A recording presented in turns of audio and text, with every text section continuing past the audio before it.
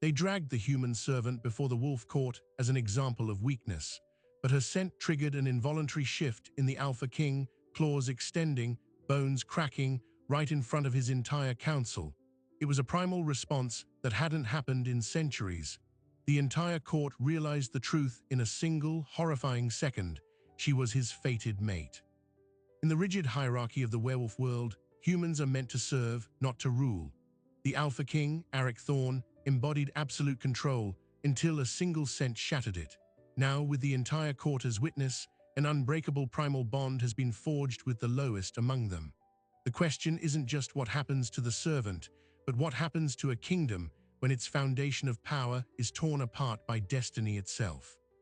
To understand the magnitude of the king's transformation, you must first understand the world he ruled.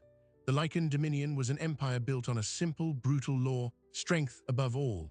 For 300 years, the Thorne bloodline had maintained order through unchallenged power and absolute biological control.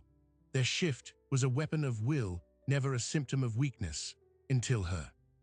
Her name was Ilara. No family name, no rank, no territory, just Ilara, a human ward of the court. Her father had been a blacksmith who dared to lead a rebellion 2 decades prior. His execution was a public lesson. Her life of servitude was the lingering punchline.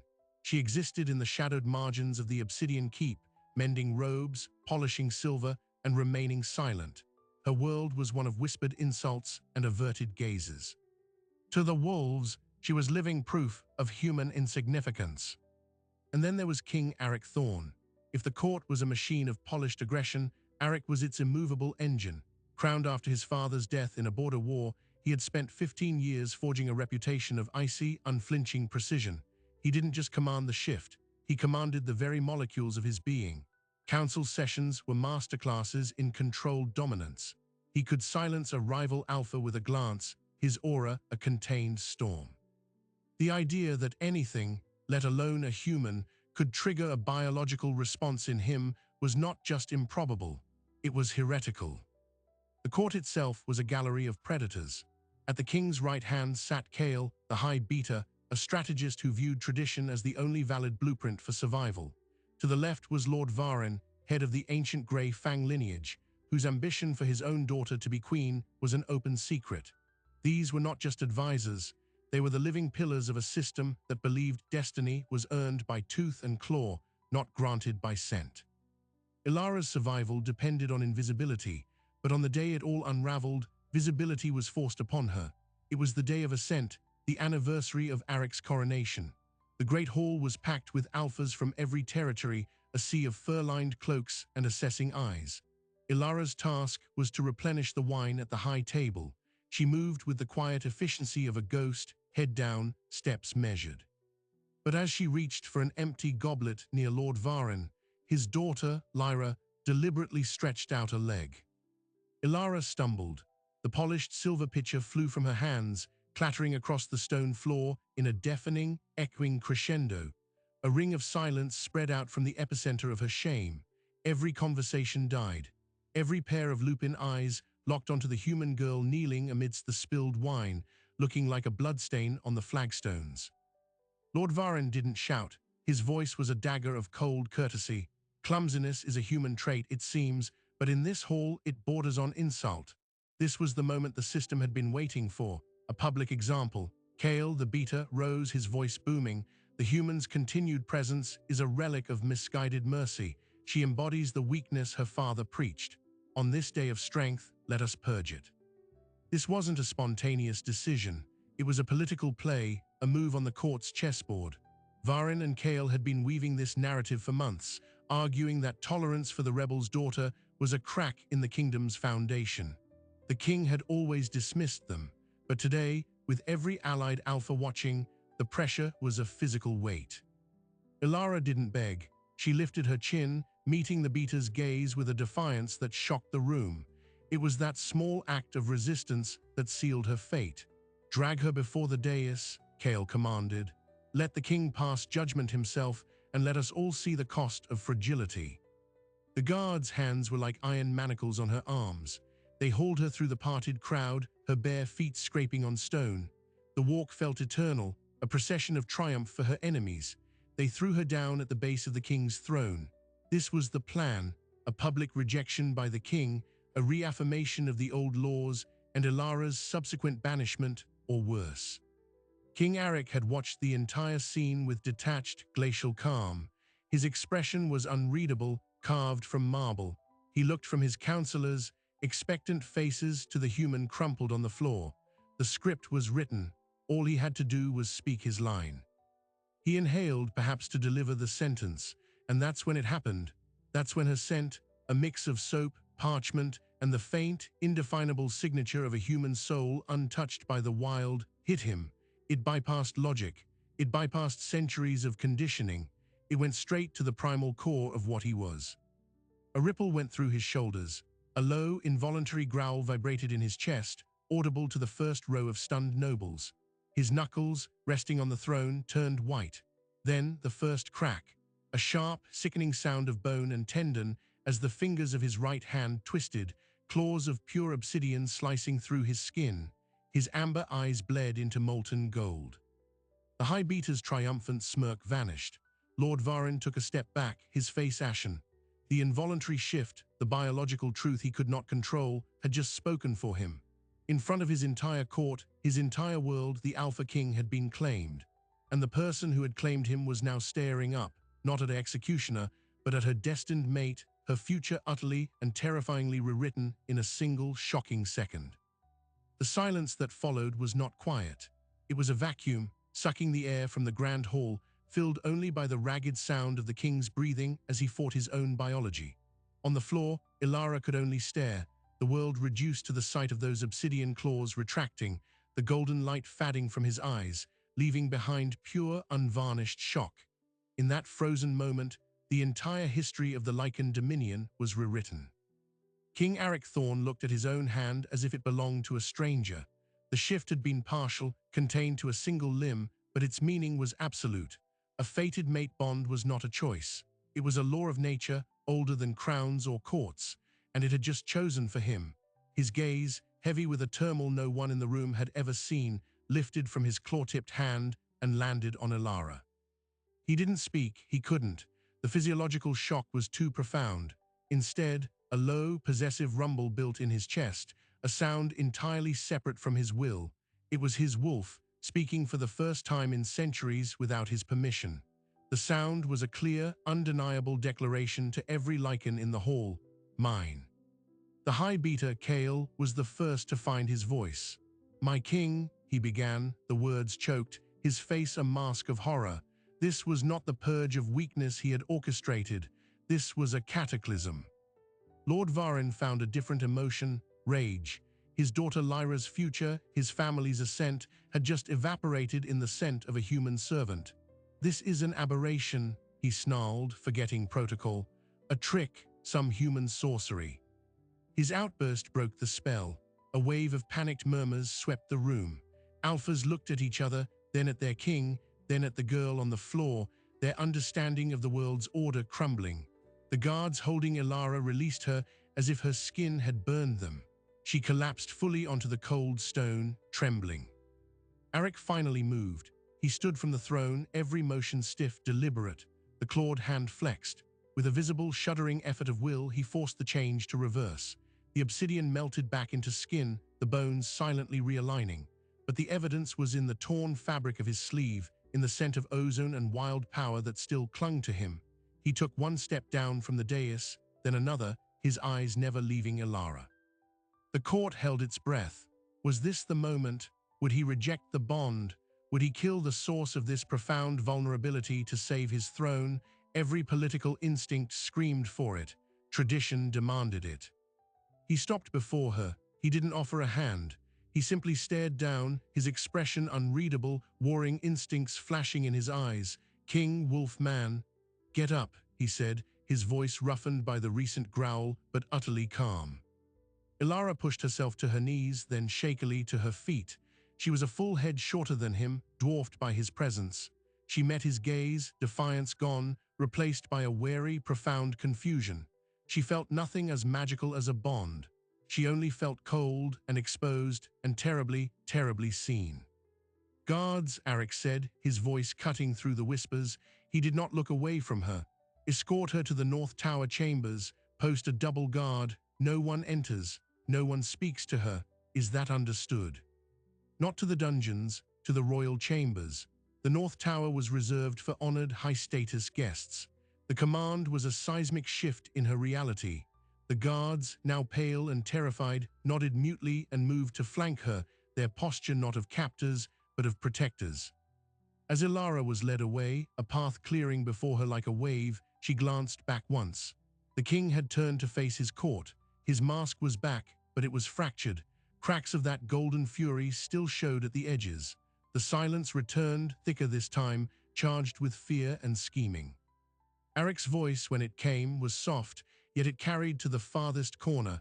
This session of the court is concluded. The council will reconvene in the war room in 1 hour. Leave now. It was not a request. It was an alpha command, laced with a thread of the power he had just unleashed. Nobles didn't bow. They fled, a rush of silk and fur towards the exits, the news already burning its way through the obsidian keep. In the suddenly empty hall, only 3 figures remained: King Aric, Beta Kale, and Lord Varen. The air between them was icy. Kale spoke first, his voice tight. "Aric, you cannot be considering." "I am considering nothing," Aric interrupted, finally turning the full force of his attention on his Beta. The king's eyes were human again, but the wolf was closer to the surface than anyone had ever seen. "A biological fact has been presented. My consideration is irrelevant."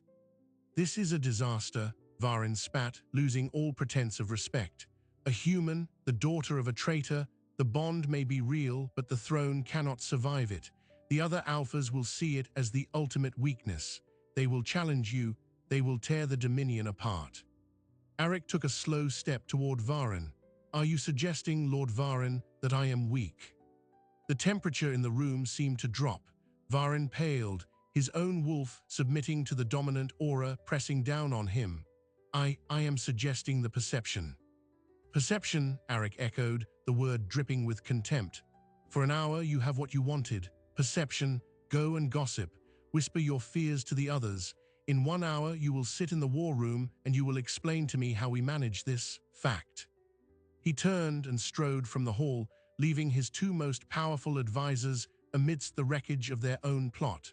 The game had changed, and they were no longer holding the pieces.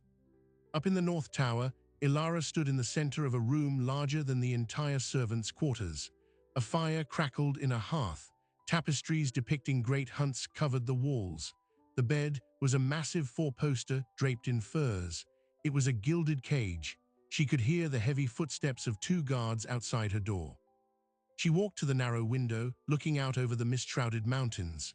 Her mind replayed the last hour on a loop. The spill, the accusation, the terrifying walk, the crack of bone, the gold in his eyes. Mate. The word meant nothing to her human understanding. It was a werewolf fairy tale, a thing of epic poems and whispered legends. A soft knock at the connecting door made her jump. It opened before she could answer, and an older woman slipped in. It was Mara, the head of the keep's human staff, her face lined with worry and a strange, fierce pride. "Child," Mara whispered, rushing forward and taking Ilara's cold hands. "By the old gods, what have you stumbled into?" "I don't understand any of it, Mara," Ilara whispered back, her voice breaking for the first time. Mara's eyes were sharp. "The bond is real. I've seen it once before, long ago. It is a pull as sure as gravity. For him, it will be a compulsion, to protect you, to be near you. For you, it may come slower, or it may not come at all in the way they expect. You are human, the stories never accounted for that." Ilara felt a cold dread. "What does that mean?" "It means you are the greatest threat and the greatest prize in this kingdom," Mara said, her voice low and urgent. "To the king, you are a part of his soul he cannot live without. To his enemies, you are the lever that can unseat him. They will not let this stand. You must be smarter than all of them." Before Ilara could respond, a new sound echoed up from the courtyards below. Not whispers, not panic. The distinct, metallic ring of swords being drawn and the deep-throated howls of wolves on high alert. Mara rushed to the window, pulling Ilara back from view. "Already," Mara breathed. Down below, in the main courtyard, a contingent of armored guards loyal to Beta Kale was facing off against the king's personal retinue. The argument was inaudible, but the tension was a live wire. Kale was making a move, testing the boundaries of the king's new, compromised authority. He was demanding access to the North Tower, claiming a security risk. The standoff lasted for 3 tense minutes. Then a new figure emerged onto a high balcony overlooking the yard.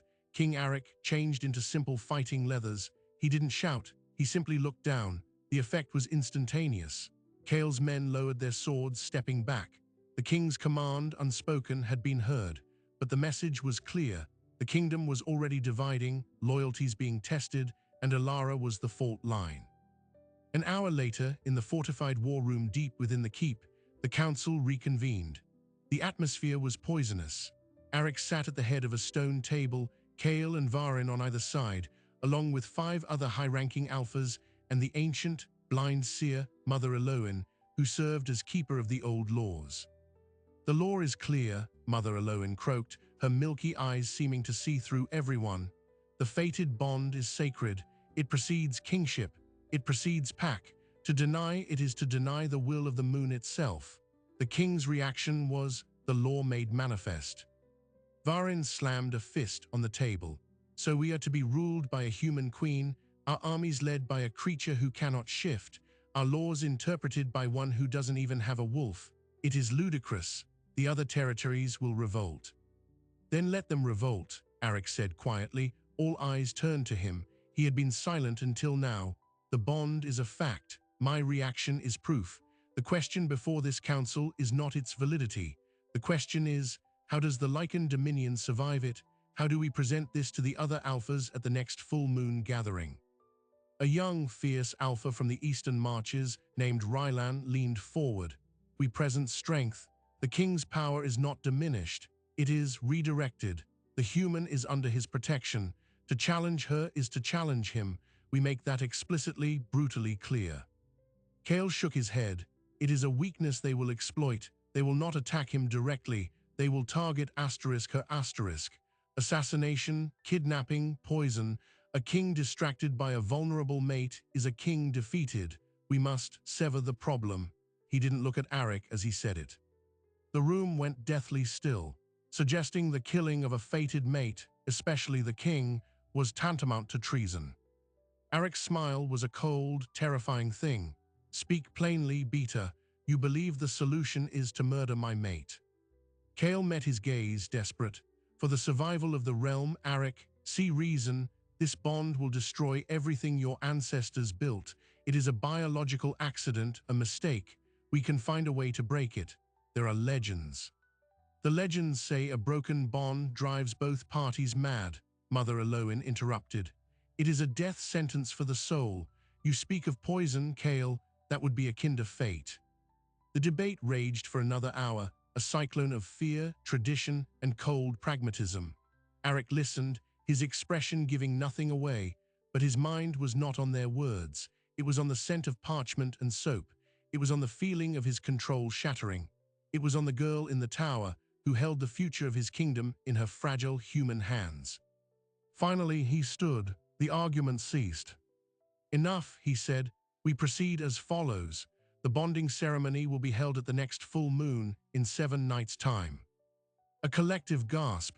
He was forcing the issue, making the bond official, permanent, and public. "Second," he continued, his voice leaving no room for objection, "Ilara will begin training, not in warfare, but in statecraft, in our laws, in our history. She will be taught from this moment to be queen." Varin looked ill, Kale looked murderous. "And third," Arik said, his gaze sweeping the room, landing on each alpha in turn, "any plot against her life, any whisper of insurrection, any failure of loyalty will be met with extinction, not of the plotter alone, but of his entire bloodline. I will burn your territories to the ground and salt the earth. This is not a king's decree. This is the vow of a mated wolf. Do you understand?" The threat was medieval in its brutality. It was also the only language the court truly respected. One by one, the alphas lowered their eyes in submission, even Varin.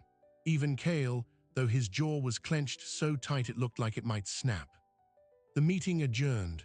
The path was set, a course headed directly for a cliff. As the council members filed out, Mother Eloin lingered, her sightless eyes turning toward where Arik stood. "You have chosen the bond over the crown," she whispered. "A brave choice, a fatal one. The storm is coming, Arik Thorn, and she is both the lightning rod and the eye of it. Protect her, or all is lost." Back in the North Tower, Ilara was presented with a stack of ancient, leather-bound tomes by a terrified scribe. "From the king," the scribe stammered, "you are to begin your studies." Ilara opened the top book. It was a genealogy of the Thorn bloodline going back 1,000 years.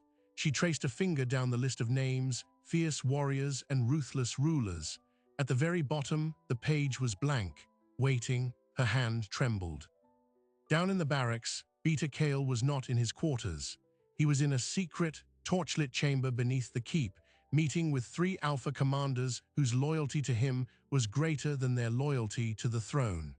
On the table between them lay a map of the kingdom. "The full moon ceremony must not happen," Kale said, his voice a low growl. "The human is the key. Remove the key, and the king's weakness remains, but his course can be corrected." One of the commanders, a grizzled veteran with a scar across his throat, nodded. "The guards on the North Tower are his best. A direct assault is suicide." "We do not assault," Kale said, a dark plan solidifying in his eyes. "We do not need to kill her, we just need to make her disappear. If she is gone, the bond will drive him mad, true, but a mad king can be removed by the council for the good of the realm. A king with a human mate cannot." He pointed to a spot on the map, a network of forgotten tunnels said to run beneath the keep. "We take her, and we make it look like she ran. A human, terrified, fleeing her fate. He will tear the world apart looking for her, and in his rage, he will give us the excuse we need to end his reign." The conspiracy was born in that underground gloom, a direct challenge to the king's terrifying vow. The battle for the future of the Dominion would not be fought in open war first. It would be fought in the shadows of the Obsidian Keep, for the soul of one human woman. And as night fell, Ilara, alone in her luxurious prison, felt a new strange sensation for the first time, a faint, restless tugging in her chest, like a ghost of a heartbeat that was not her own. She looked toward the window, toward the distant part of the keep where the king's chambers lay. A shiver, not entirely of fear, traced her spine. The bond was stirring, and with it, awakening a danger she could not yet see, moving silently in the dark beneath her feet. That faint, ghostly heartbeat Ilara felt was not imagined. It was a seismic echo. In his own chambers, King Arik Thorn gasped, a hand flying to his chest as if struck. For a human, the bond might be a whisper. For an Alpha, it was a shout. He felt her confusion, her fear, a cold splash of terror that was not her own. And in that moment, he knew 2 things with absolute certainty. She was awakening to their connection, and she was in profound danger. He didn't call his guards. He moved. Arik Thorn became a shadow streaking through the torchlit corridors of his own keep, his senses hyper-focused on the thin, silvery thread of awareness that now tied him to the North Tower. He bypassed the main stairs, taking a hidden spiral staircase used by sentinels, moving with a speed that blurred the stone walls around him. The compulsion was not emotional. It was biological, a directive written in his blood: protect, secure. He emerged into the tower's anteroom just as the 2 elite guards were stiffening, their hands going to their sword hilts. They relaxed only a fraction when they saw it was their king, but his expression, a mask of lethal focus, kept them on edge. Without a word, he pushed past them and entered Ilara's chamber.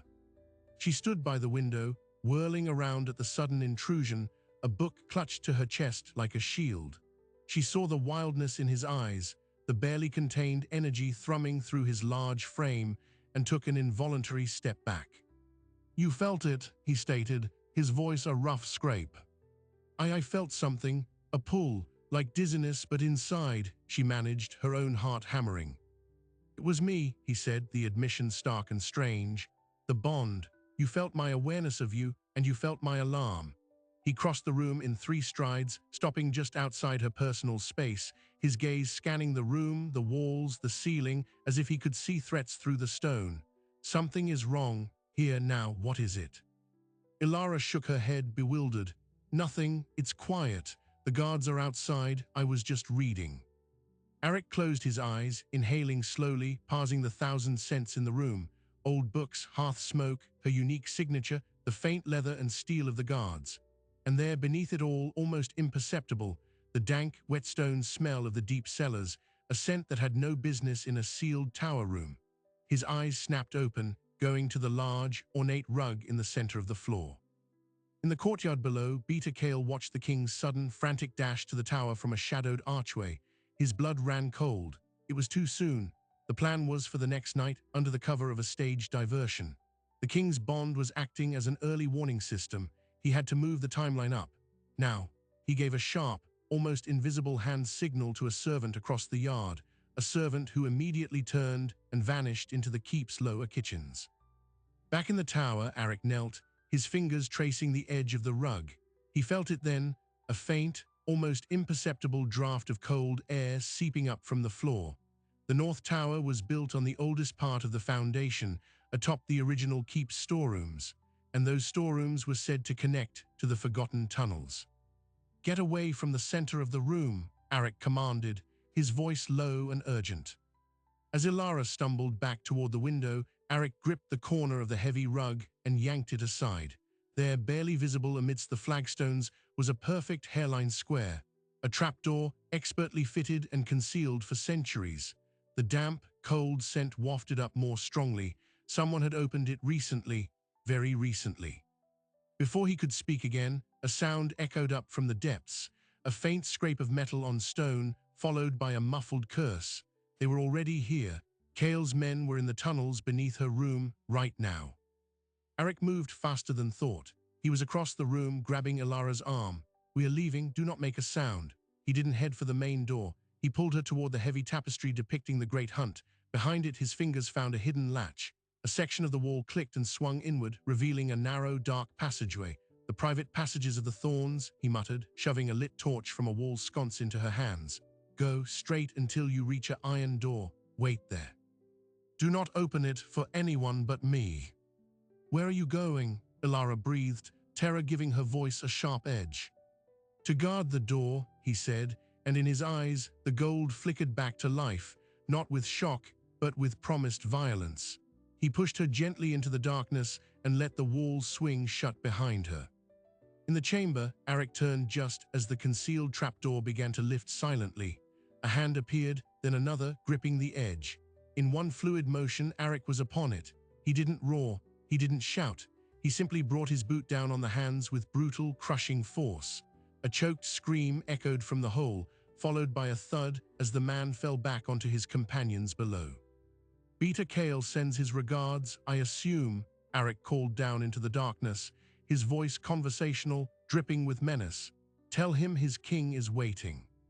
Chaos erupted below. Shouts, the sound of bodies scrambling, but they were trapped in a narrow tunnel.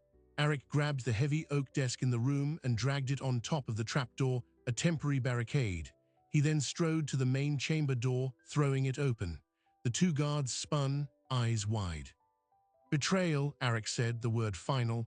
"The Beta, the tunnel beneath this room. One of you secure this door with your life, the other with me. We end this now." He didn't wait to see if they obeyed. They did, instantly, one drawing his sword to stand before the door, the other falling into step behind his king as Arik descended the tower stairs, not as a man, but as a force of vengeance. The news of the attempted kidnapping and the king's discovery spread through the Obsidian Keep like wildfire, but it didn't create panic. It created a brutal, efficient purge. Arik's personal guard, the Obsidian Claws, mobilized. They moved not to defend, but to hunt. Kale's conspiracy, forced into the open prematurely, was unraveled in a matter of hours. The conspiring commanders were dragged from the barracks. The entrance to the forgotten tunnels was sealed with the plotters still inside, a tomb of their own making. But Kale himself was not found. He had vanished from the keep, a ghost escaping his own trap. The realization was a cold stone in Arik's gut. The threat was not over, it had simply escaped the walls. In the aftermath, Arik found Ilara in the secure royal vault, shivering but unharmed. The look she gave him was no longer just fear of the wolf or confusion at her situation. It was the dawning, horrifying understanding of the political viper's nest she was in. He had saved her, but his world was actively trying to consume her. The ceremony must be moved forward, Arik declared that night to a reduced, terrified council. Lord Varin was conspicuously absent, claiming illness. We do not wait for the full moon. It will be in 3 days, and it will not be here. Mother Eloin nodded slowly. The stone circle, in the neutral mountains. It is sacred ground, a place of primal power beyond any single Pax territory. The bonding will be witnessed by the old gods, not just by your enemies. It was a bold, risky move, leaving the safety of the Obsidian Keep for a remote, ancient site. But it was also a statement. Their bond was not a political affair of the court. It was a primal truth, and he would have it recognized on primal ground. The next 2 days were a whirlwind of preparation and paranoia. Ilara's lessons became a frantic crash course in Lycan rituals. She learned of the moon vow, the exchange of blood under the open sky, the words that would tie her life force to Arik before the assembled spirits of the land. She learned with a sinking heart that the ceremony required a voluntary act from her, a drop of her blood offered freely. A human blood, willingly given in a wolf rite, had never been recorded. The outcome was unknown. On the eve of their departure, an unexpected visitor arrived under a flag of truce, Lyra, Lord Varin's daughter. She was brought to Ilara's new, more secure chambers under heavy guard. Gone was the haughty, smug noblewoman. In her place was a pale, desperate young woman. "I am not my father," Lyra said quickly, her eyes darting to the guards. "Please, I must speak with you alone. It concerns your life." Against the guards' protests, Ilara dismissed them to the outer room. Lyra wasted no time. "My father has fled with Kael. They are not giving up. They are rallying the disaffected alphas from the southern marches, the ones who hate the Thorns' rule. But that is not the worst of it." She leaned in, her voice dropping to a terrified whisper. "They have made an alliance with the Strigoi." The word meant nothing to Ilara, but the dread on Lyra's face was universal. "Vampires," Lyra clarified, shuddering. "The blood clans from the eastern forests. We have had a tense peace for a century. Kael has promised them territory, hunting rights, and you." Ilara's blood ran cold. "Me. You are an unprecedented creature, a human fated to a Lycan king. Your blood, bound by the moon vow, will be a powerful occult symbol. They believe it can be used in rituals to break ancient curses on their kind. They don't just want you dead. They want you captured, alive, to be studied and drained." Lyra grabbed Ilara's hands, her own icy cold. "The stone circle is not a sanctuary. It is a trap. Kael knows the king will take his strongest warriors, leaving the keep vulnerable. But he also knows the Strigoi will be waiting for you at the circle. They can move during the day in those sacred, shadowed mountains. The king is walking you into an ambush." Ilara's mind reeled. This was the wait, it gets worse moment. The conspiracy wasn't just internal betrayal.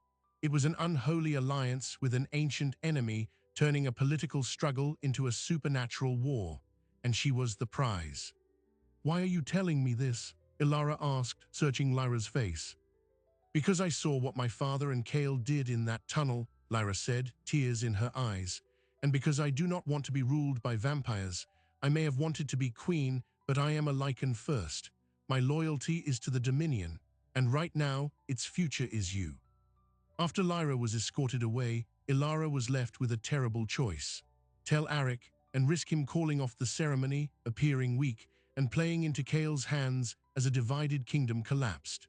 Or go to the stone circle, knowing the horror that awaited, and trust that Arik's power and her own wits could somehow overcome an enemy he was not prepared to fight. She looked at the genealogy book, still open on her table. The blank line at the bottom awaited a name.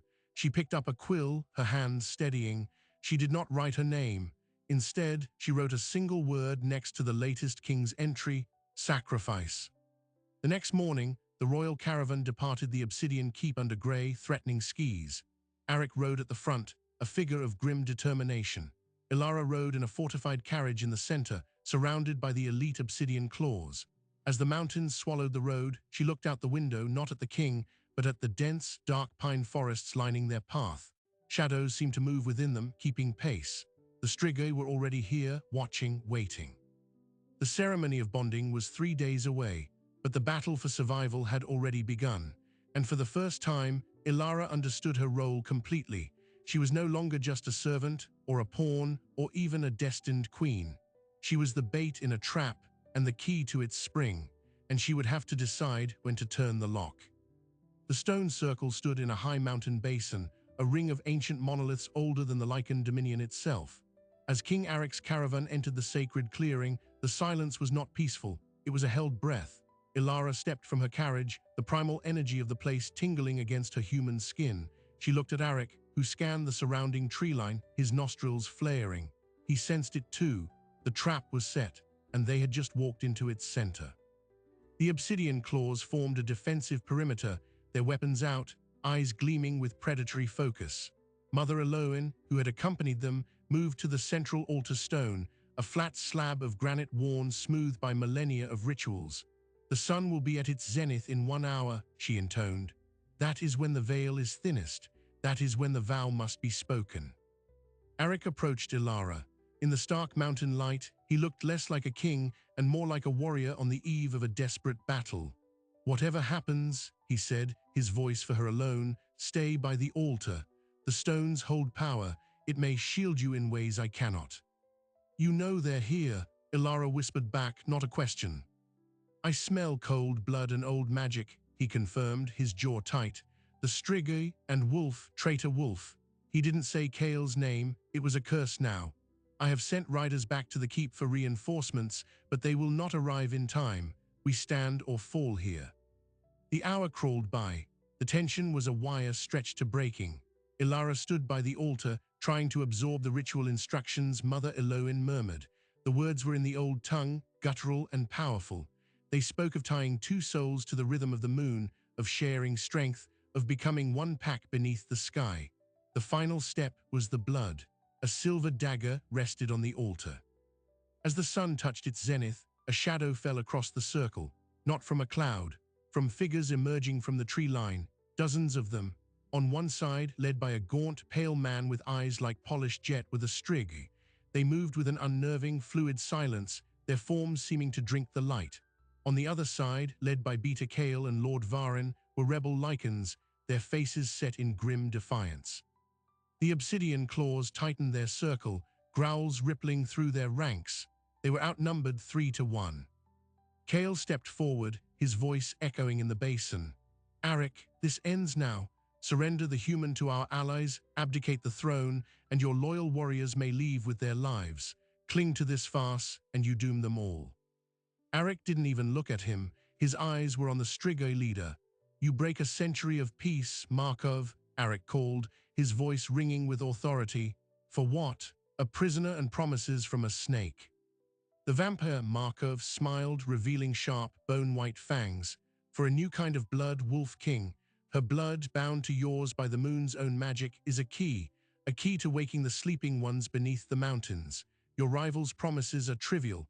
Her blood is eternal." His gaze slid to Ilara, hungry and calculating. Mother Eloin gasped, her blind eyes wide. "The sleeper's key, it is a legend, a poison legend. Her blood would not wake them, it would unleash them. You would doom us all." Markov shrugged. "A new order requires chaos." Aric shifted, not a full, involuntary change, but a deliberate, terrifying expansion of his presence. His frame seemed to grow larger, his eyes blazing solid gold. "Then you will have chaos." He raised his voice, a roar that shook snow from the pine branches. "For the Dominion." The battle erupted with explosive violence. Lycan clashed with Lycan, the snarls and clash of steel filling the air. But the true horror was the Strigoi. They moved like smoke, dodging claws and swords, their strength monstrous. They didn't aim to kill the obsidian claws outright. They sought to maim, to distract, their sights set on pushing toward the altar. Ilara watched in horror as the protective circle was pierced. A vampire, faster than sight, darted between two battling wolves and was suddenly before her cold fingers reaching. But Aric was there. He moved in a blur of motion, intercepting the creature, his now fully shifted claws raking across its chest with a sizzling sound. The vampire screamed, a sound of pure agony, and burst into ashes. Silver-tipped claws, Ilara realized. He had come prepared. But for every enemy felled, two more pressed forward. Kale himself, in his wolf form, was fighting toward Aric, his teeth bared in a snarl of betrayal. Aric was a whirlwind of destruction, But he was one wolf, and the tide was turning. An obsidian claw fell beside the altar, a vampire at his throat. They were being overwhelmed. Ilara's eyes fell on the silver ritual dagger, the blood vow, her blood freely given, a key, Markov had said, a dangerous, terrible key. Her mind raced, cutting through the panic. The vampires wanted her blood after the vow when it was empowered. What if they got it during? As another vampire lunged for her, knocked aside at the last second by a dying claw, Ilara made her decision. She grabbed the dagger from the altar. The hilt was cold, the metal humming with a strange energy.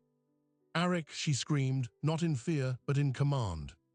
His wolf head snapped toward her, golden eyes meeting hers across the chaos. She saw the protest forming, the instinct to tell her to run, to hide. Instead, she drew the dagger's sharp edge across her own palm. A line of crimson welled up, bright and shocking against her skin. She didn't flinch. She turned her hand, letting a single, perfect drop of blood fall onto the center of the altar stone. The effect was instantaneous. The ancient monoliths of the stone circle flared with a soft, white light. A hum, deeper than sound, vibrated through the ground. Every combatant, Lycan and Strigoi alike, stumbled, the fight momentarily forgotten as the primal power of the site awoke. Mother Eloin cried out, this time in awe. She speaks to the stone, the circle accepts her. Markov's triumphant grin vanished, replaced by stark, ravenous need. The key, now, take her now. But Ilara wasn't finished. She pressed her bleeding palm flat against the altar. "You want a key?" she shouted, her voice clear and strong, carrying over the humming power. "You want my blood-tied soul? Then come and claim it from the stones themselves." She wasn't just offering her blood. She was channeling the ritual prematurely, pouring her human life force, her will, into the ancient power of the circle. And the circle, recognizing the bond it was meant to seal, responded. The white light intensified, shooting beams between the monoliths, forming a cage of pure energy around the central altar. A Strigoi who leaped toward her hit the light and was thrown back, screeching as its flesh smoked. Arik understood. He howled, a call of pure alpha command that cut through the disorientation. To the altar, defend the light. His remaining warriors fought with renewed frenzy, driving toward the glowing circle, but Kale saw his chance. With Arik distracted, he broke from his own fight and charged, not at Arik, but at the barrier of light. He shifted back to human form as he ran, his face a mask of madness. "If I cannot have the throne, no one will." He raised a spear, not of silver, but of cold iron, a metal that could pierce magic and flesh alike, and hurled it with all his strength at Ilara, trapped within her own protective light. Time seemed to slow. Ilara saw the spear coming, a dark line against the white glow. She couldn't move, but Arik could. He moved with a speed born of bond and terror. He threw himself into the spear's path. The iron point took him high in the shoulder, punching through armor and muscle with a sickening thud. He grunted, staggering, but did not fall. His golden eyes found Ilara, and in them she saw no pain, only fury. He wrapped a hand around the spear shaft and snapped it, leaving the head buried in his body. Kale stared, his victory turning to ash. Arik, wounded, bleeding, was now standing between him and the shimmering light. The king took a step forward, then another. The power of the circle, fueled by Ilara's blood, seemed to flow into him. His wounds smoked, the iron pushing itself out, clattering to the ground as the flesh beneath knit together at a visible, impossible rate. "You are not worthy of the blood you carry, Kale," Arik snarled, his voice the growl of the earth itself. "You are not worthy of this kingdom." He didn't attack with claw or tooth. He simply reached out, and the very air around Kale condensed, pressing in on him with crushing force.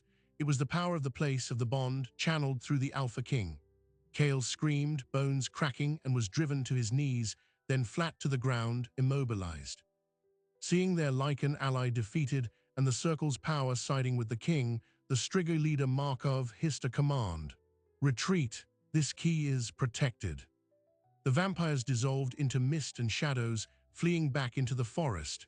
The rebel Lycans, seeing Kale broken and their allies gone, dropped their weapons, submitting. In the sudden ringing silence, the white light of the stone circle gently faded. Ilara stumbled away from the altar, rushing to Arik's side. The wound was closed, but a livid scar remained. He caught her, his arms wrapping around her, his face buried in her hair. They stood there in the center of the carnage, bound not just by destiny, but by choice, by sacrifice, and by a power they had wielded together. Mother Eloin approached, her face wet with tears. The vow it was made, not in words but in blood and battle, the circle has witnessed, the bond is sealed. Weeks later, in the grand hall of the Obsidian Keep, a very different court assembled. The traitors had been dealt with. Kael and Varin, stripped of their ranks, were exiled to the frozen barren lands, their names erased from history. The rebel packs were given a choice: swear new oaths of fealty or follow their former leaders into exile. Most swore. King Arik Thorn stood before the assembled alphas, his expression calm, his power an undeniable, settled force. Beside him stood Ilara, not in servant's grey, but in a gown of deep green, the color of the pine forests. On her brow rested a simple circlet of silver and obsidian. Today, Arik announced, his voice carrying absolute authority, we do not crown a queen out of tradition. We recognize one who has already proven her sovereignty. By blood, by battle, and by the will of the ancient stones, Ilara stands as my fated mate and your equal. Her human heart does not make her weak. It made her brave enough to save this kingdom when its own wolves turned against it.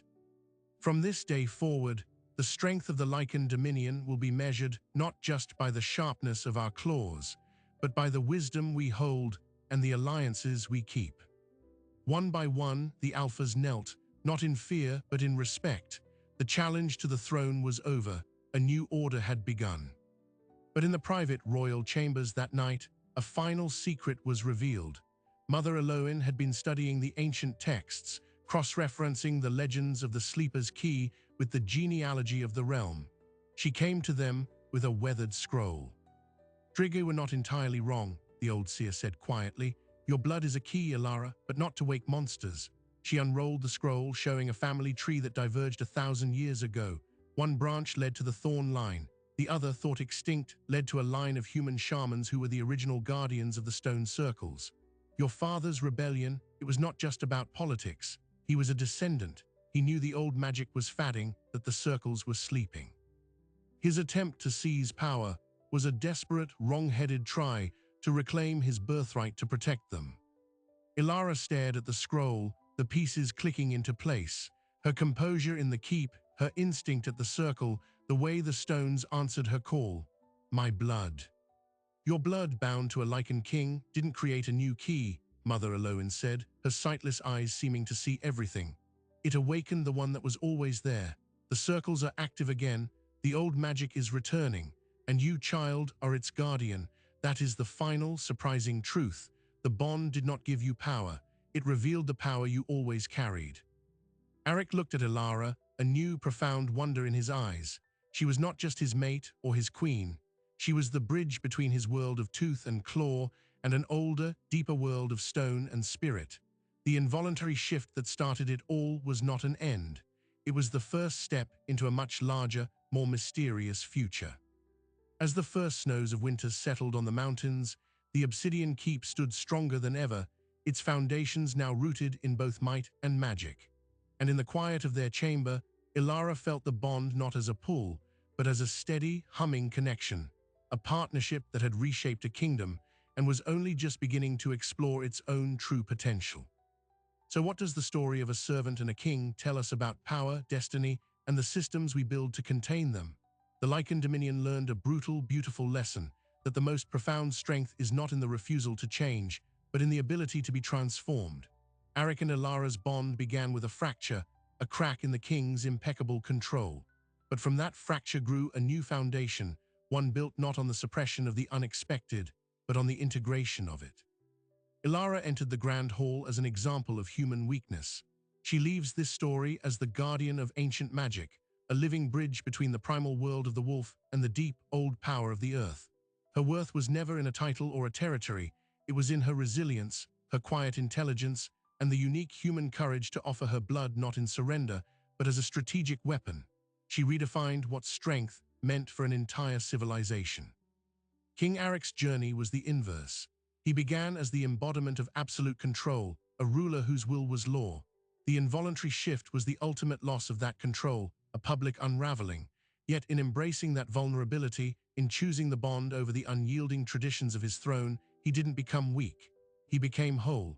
His power expanded from mere dominance to a protective, generative force, amplified by a partnership he never could have engineered. The court that sought to purge weakness instead had to confront its own. The conspiracy of Kale and Varin was a desperate, violent attempt to force the world back into a simpler, crueler shape. Its failure proved that systems which cannot adapt to a fundamental truth, like a fated bond, like a person's inherent value, are systems destined to collapse under the weight of their own rigidity. The lingering question isn't whether the kingdom survived. It did, and it thrived. The question is, what are the unseen bonds and unexpected keys in our own worlds? What rigid structures are we upholding, and what transformative fractures are we too afraid to acknowledge? The tale of the Alpha King and his human queen is a fantasy, but its core is human.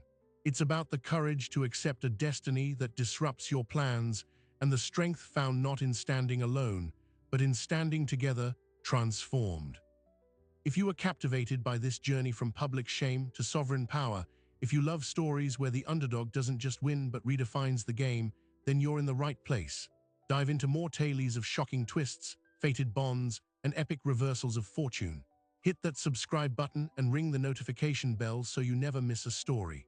Let us know in the comments what part of Elara and Arek's transformation resonated most with you. Until next time.